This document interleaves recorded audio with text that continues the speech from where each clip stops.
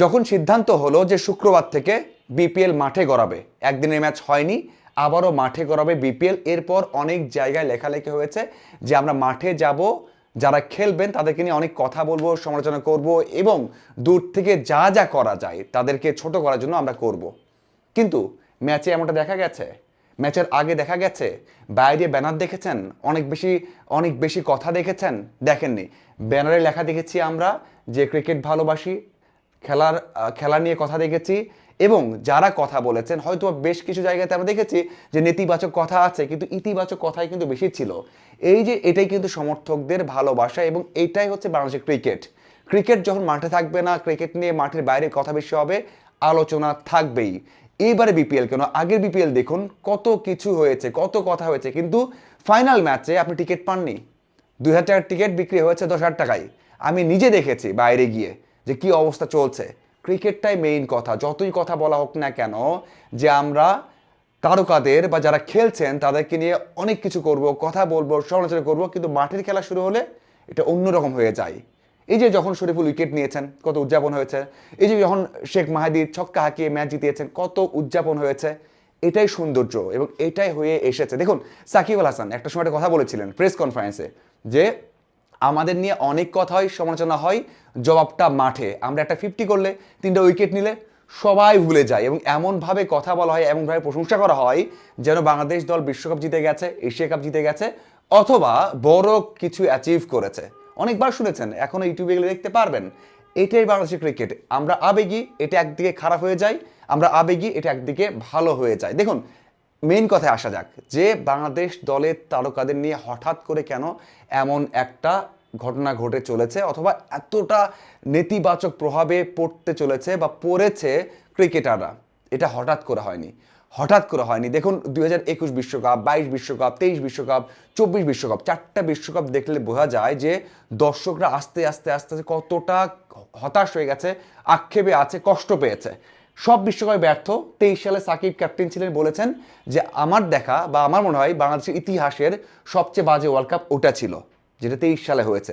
24 সালে একটা ম্যাচ জিতে বাংলাদেশ সেমি খেলতে পারবে, সেই ম্যাচটা বাংলাদেশ ভালো করতে পারেনি, হেরেও গেছে।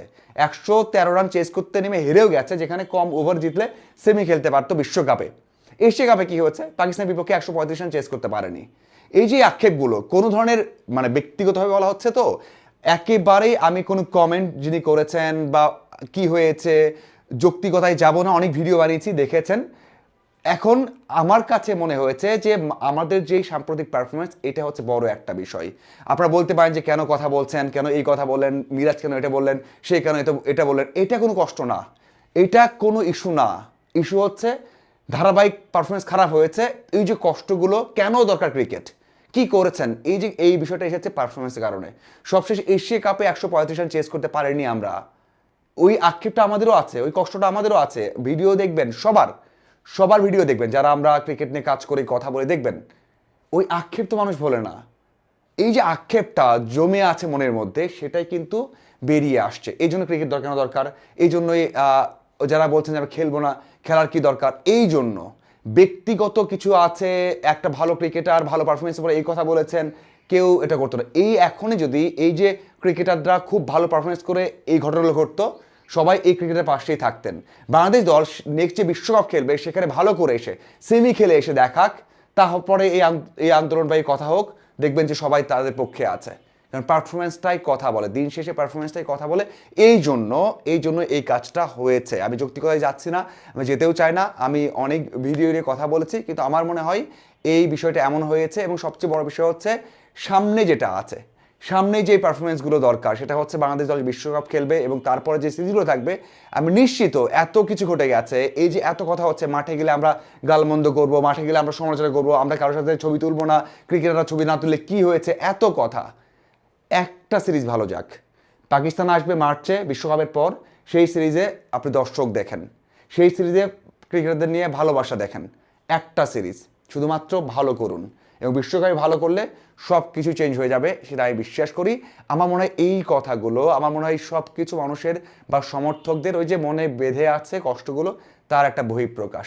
আপনাদের কি মনে হয় অবশ্যই জানাবেন। এবং আমি বিশ্বাস করি বাংলাদেশ ভালো করলে আগের যে অবস্থায় ছিল ক্রিকেটটা সেখানে যাবে, দর্শকদের যে ভালোবাসা সেটাও সবাই পাবে। অবশ্যই জানাবেন আপনাদের কি মনে হয়। ধন্যবাদ সবাইকে।